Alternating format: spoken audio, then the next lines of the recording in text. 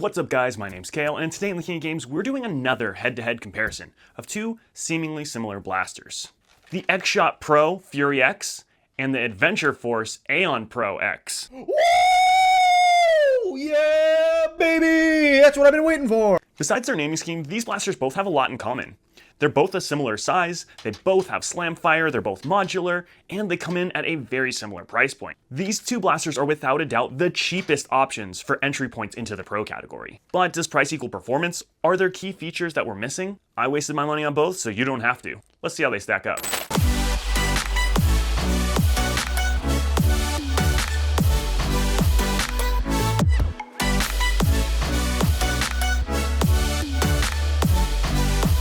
No doubt that if you've been down the toy aisle in your local Walmart recently, you've seen one or both of these blasters.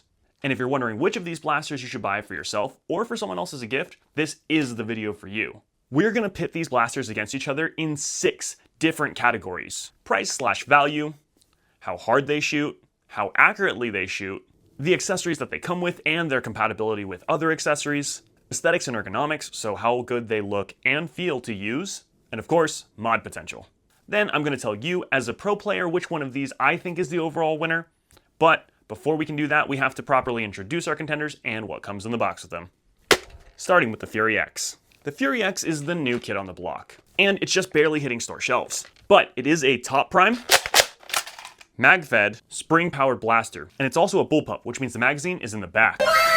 You can pick this blaster up at Walmart, Target, or Amazon. And in the box, it comes with the blaster itself, one 15-round magazine, and 40 of these XSP half-length darts. Hey, that's pretty good. It does have integrated iron sights both here and here. It also has 2 magazine release points. And the thumb release is ambidextrous. We also have our trigger right here, our safety right under the trigger guard, a D-prime system here, and 2 Picatinny rails. One here on the prime slide, and another one underneath the barrel here on the front. Now this is X-Shot's second blaster in their pro line, and it has a lot of features and design elements ported over directly from their first blaster, the X-Shot Longshot, including the ratcheting prime mechanism, the printing technique, and that thumb release for the mags. But what's significant about this blaster, aside from the price, which is something we'll get to, is that this is X-Shot's first ever half-length exclusive blaster. It doesn't take full lengths at all. Oh my god! Okay, it's happening! Which means no adapter like from their Longshot. And this tells us that X-Shot is going all in on half darts. And all of this retails for the shockingly low price of only $15. Damn! Now let's talk about the Aeon Pro. This is the Aeon Pro X. It is also a top prime, mag-fed, spring-powered blaster. Now, this blaster came out in early 2024, and it is made by Dart Zone, but under the Adventure Force line, which makes it a Walmart exclusive. In the box, it comes with the blaster itself, one 12-round mag, a 6-line P-car, a front iron sight, a spare O-ring, and 12 of these Adventure Force Pro darts, as well as eye protection. Nice. On the top prime, it also has a rear and mid iron sight. We also have the trigger right here, the safety right here, which is off in this position, and then blocks the trigger in this position. And on this one, we also have 2 magazine releases. This one right here is meant to be struck with your offhand. And this one right here is meant to be pulled with your firing hand. It also has 4 Picatinny rails, all of them located in the front. We've got the top rail, the bottom rail, and then we've got 2 detachable rails on the sides. In the rear, it features an end strike attachment point, and it also has an M4 compatible grip. But we'll get more into detail on that in the compatibility section. This blaster is a legacy blaster. So you're the legacy. That's right, Legacy! And it is the successor to the very popular Aeon Pro, which was released in 2020. This new X version was released alongside another legacy blaster, the Nexus Pro X. And it does share a lot of its features and design language with the NPX, including the detachable side rails, the multiple points for mag releases, the P-car that it comes with, the plunger tube shape, and also the grip. This blaster is also half-length exclusive, unlike the original Aeon Pro, which was a hybrid blaster that took both full lengths and half lengths using an adapter. But this is not the first or even the second half-length exclusive blaster that Dart Zone has done. They've already done the Dart Zone Pro Mark II and 2.1, the Mark IV, The Deuce Pro, the Dictator, the Conquest, the Tomcat, the Outlaw, all before this or the Nexus Pro X even came out. And they've also been making half-length / full-length hybrids like the original Aeon Pro and the original Nexus Pro, dating all the way back to 2019. Now, this blaster was $25 when it came out, but at the time of filming this video, the new permanent price is only $20 US. Both of these blasters are very, very competitively priced, and like I said in the intro, these are the cheapest two options for the Pro category. In terms of value, I think these blasters are pretty much tied. The Fury X comes with more darts and a higher capacity magazine, but the Aeon Pro X has a rifling attachment and eye protection and has a higher FPS claim on the box, which is something we're going to test in the next section. But in terms of price, even if it's only a $5 difference, the Fury X is technically the winner of this section because it is $5 cheaper. It don't matter if you win by an inch or a mile. Winning's winning. Now let's take both of these things over to the chronograph so we can see how hard they shoot. And to make things fair on these blasters, we're going to shoot them in multiple configurations. We're going to make each blaster shoot their own darts, but then we're going to make them shoot each other's darts. That way, if the darts that either of these blasters come with are the weak point, the blasters themselves will have a chance to be rated fairly. Now that being said, with no rifling attachment and on its included darts, the Fury X got a high of 144 FPS, a low of 128 FPS, an average of 134 FPS, and a spread of 16.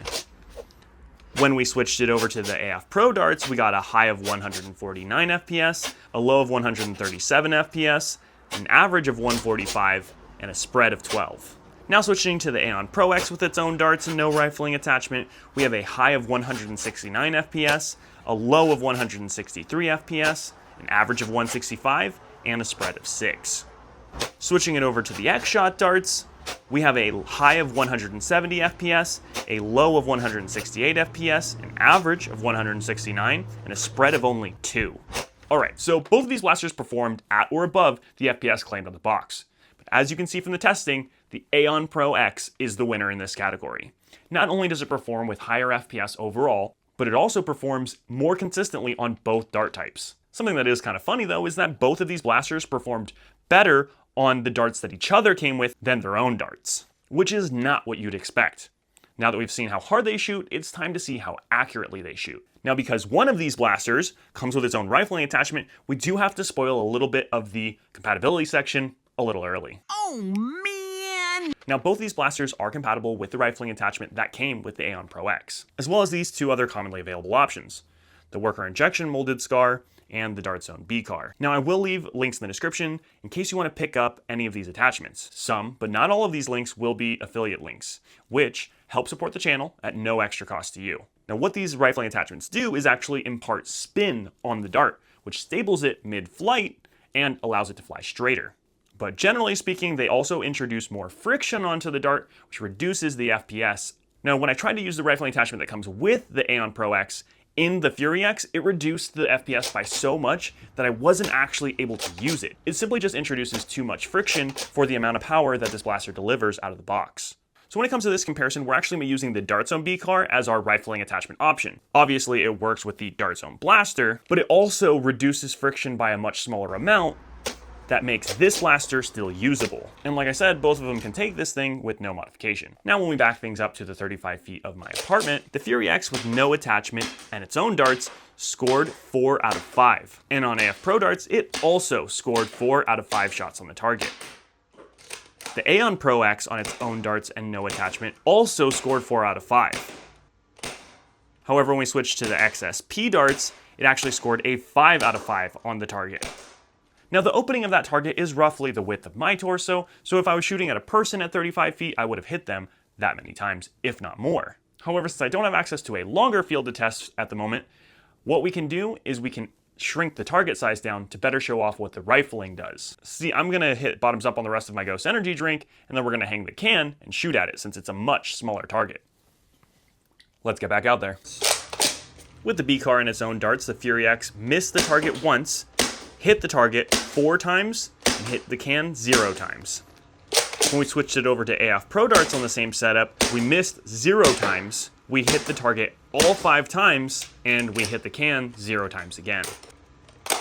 With the Aeon Pro X, the B-Car, and its own included darts, we missed the target 0 times, hit the target twice, and hit the can 3 times. On the XSP darts in the same setup, we missed the target twice, hit the target 3 times, and didn't hit the can at all. So when it comes to accuracy, which one of these blasters wins? Well, it's got to be the APX. Both blasters were able to get in the target consistently with or without rifling attachments, but only the APX was able to hit the can multiple times. It would seem that this blaster just isn't powerful enough or optimized out of the box for these attachments. And that is something you can change with modding, but we're getting ahead of ourselves. And I do want to say that on the field, both of these blasters still benefited from having rifling attachments, and I got more tags when I had a rifling attachment than when I didn't.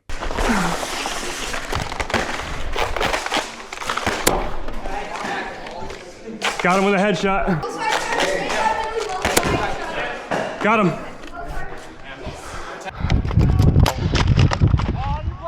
Hit! You're hit! Now it's time to talk about accessories and compatibility. Both of these blasters come with 1 mag each, and both of these blasters can take a mag in and out without priming the blaster. And both of these blasters have dual catch points inside their mag wells, which means they take a variety of magazines. And in theory, that means that both of these blasters should be able to take all of the same mags, but in reality, they don't. Now first up is the Fury X. In terms of mags that it's compatible with, of course it's compatible with its own mags. And you get a nice gravity drop with them. It also has no problems taking the mag that comes with the APX.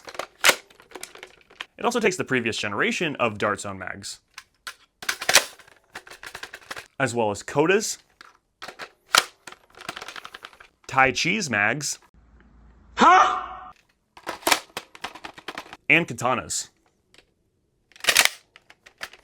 Now, there are a few mags that fit, but don't retain well for one reason or another, and those mags are straight Talon mags, XYL mags,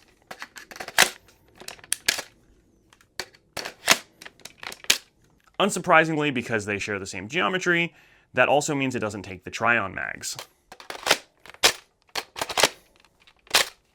And then 3 mags that it doesn't take at all are the newer Kunlun mag, not enough depth. That's what she said. Eagle mag that comes with the Worker Harrier. Again, it's a depth issue. And the straight Nerf Pro mags that came with the Strife X. That little lip here prevents it from going all the way in. Now it comes with magazine compatibility with the Aeon Pro X. Of course, it does take its own magazines. It also takes XYL magazines, previous Dart's own magazines, Katana mags, the Nerf Pro Strife X mags, Koda mags, and of course tongue-in-cheek mags. What? Now some of the mags that it takes but don't retain well in it are the mag that comes with the Fury X. It works, but it catches up on something here in the front, which makes it difficult to take in and out. It does actually take the Eagle mag from the Harrier,